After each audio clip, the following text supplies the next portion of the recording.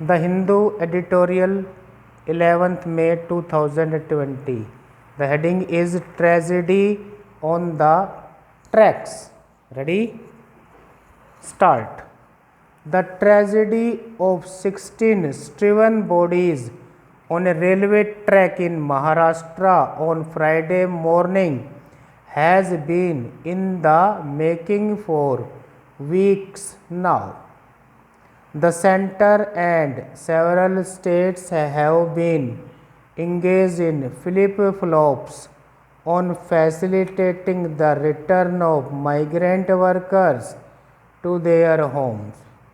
In the present instance, the workers at a company in Jalna in Maharashtra were walking on the track of their families in Madhya Pradesh, some 800 kilometers away after the national lockdown since March derailed their livelihoods.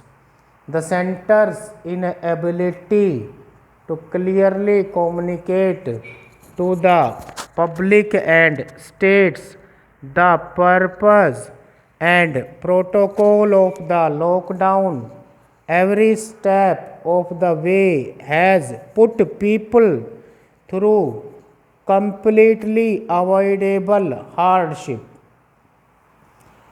This governance failure was aggravated by several states, either due to lack of capacity or incompetence.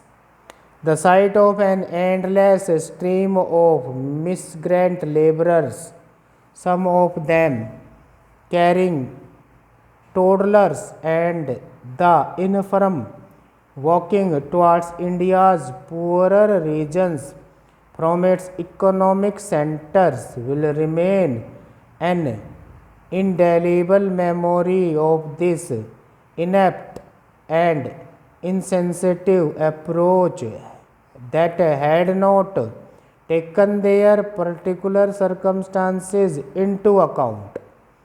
Under orders to stop their movement at any cost, the police in many places forced them to walk back. This particular group took to the rail track to escape the police, according to surveyors, though it did not spare any effort to make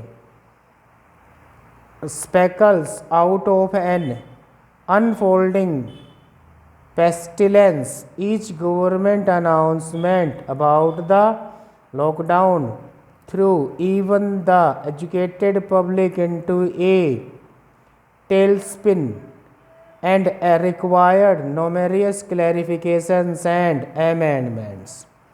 To argue that this is a once in a century event that caught even developed countries napping could at best be a tenuous defense. Even after it woke from the slumber and announced special trains to ferry the stranded and starving workforce to their homes. Confusion reigned.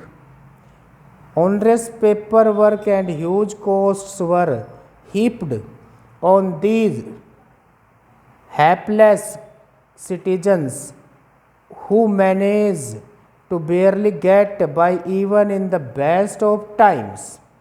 States acted arbitrarily, courts intervened thoughtlessly. Hunger, humiliation, and fear of the disease made thousands of those migrants so desperate that they ventured to walk thousands of kilometers to get home. All of this could have been managed better had the center worked with states to map out a strategy to support those who wanted to stay where they were and organized the return of those who chose to do so in an orderly manner. A huge cost has already been paid in lives and suffering, but even now there can be measures to mitigate the situation. For that, it must have a more open and honest communication with state governments and citizens.